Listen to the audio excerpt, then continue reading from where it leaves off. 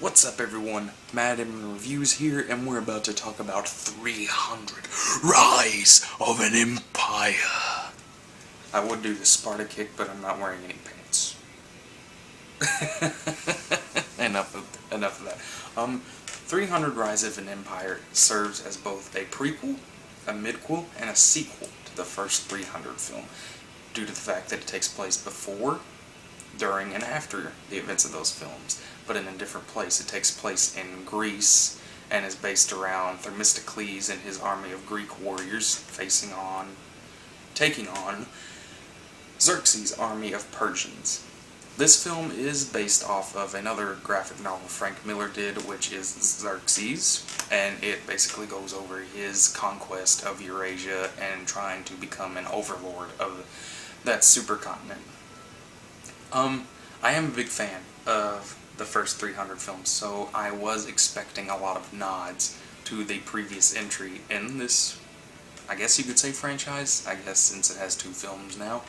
And there really is. And one of them that I really appreciate is the visual style. The visual style of this film is absolutely stunning, in my opinion. I really like the contrast in hues. All the colors are really vibrant and bright, and really mix well together.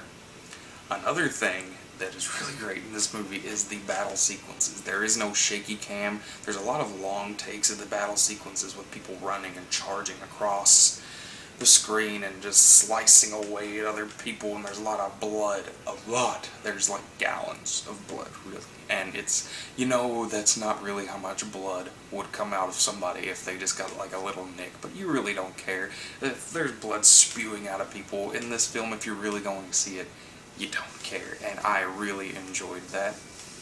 The battle scenes were really well choreographed and well shot. They were really polished up, so whoever choreographed those fight scenes and directed them behind the camera, good job. Really good job on that. The leader of the Greek platoon faction, the Themistocles, he was a badass warrior. Every time he picked up a sword and went into battle, he absolutely wrecked shop. It was pretty cool. Some gripes I have about this film are that it does have that slow-mo thing where it goes really slow, then normal, and really slow again. I talked about that in my Hercules review, which you can check out in the description. I'll put that there if you want to view it, if you haven't yet. But I can understand why they put that there, because that's another nod to the 300 film, because the first 300 film, because that was the film that initialized that type of slow motion, then kicking into normal motion type action. So I could understand why they put that there. Another gripe that I have is, well, I wasn't really expecting a very story-driven tour de force film. I didn't expect the story that happened between the battle sequences to be this dry and dull. Now, in the first 300 film, the story that was taking place was, while it wasn't a strong story, it was an interesting story. For this one, the story is just weak, and you really don't care about anybody. Like, even Themistocles, I didn't care about him, but I wanted to watch him fight again. So, every time the swords were put down, I was just anticipating for them to pick them up again, and that's a problem, really. There really isn't a whole lot of gripes other than that, but best thing about the movie is Eva Green's character. She plays the villain in the movie, and her performance is so over the top. It is easily the funniest thing in this movie, and also the best thing. I know a lot of people will complain about the over-the-top performance, but it fits the tone and vibe of the movie of just being over-the-top, ridiculous, action-filled, popcorn munching away, just focused on bloodshed and abs and sweat and manliness. And that's exactly what this movie brings. So I think the film is definitely worth your time, especially if you are a fan of the first 300. I think you'll enjoy the heck out of it.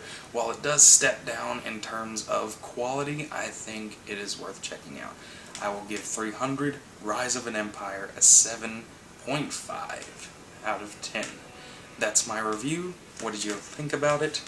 If you've seen 300 Rise of an Empire, let me know what you think in the comments section. Don't forget to give me a like and a subscription as well. It would really help me out. I'm going to be doing a subscriber giveaway contest here soon. I don't know for what, but that's all up here in my head. And my head's a little jumpy. But anyway, I'm Matt Inman Reviews. That's my review of 300 Rise of an Empire. And, as always, I am signing off. This is Sparta!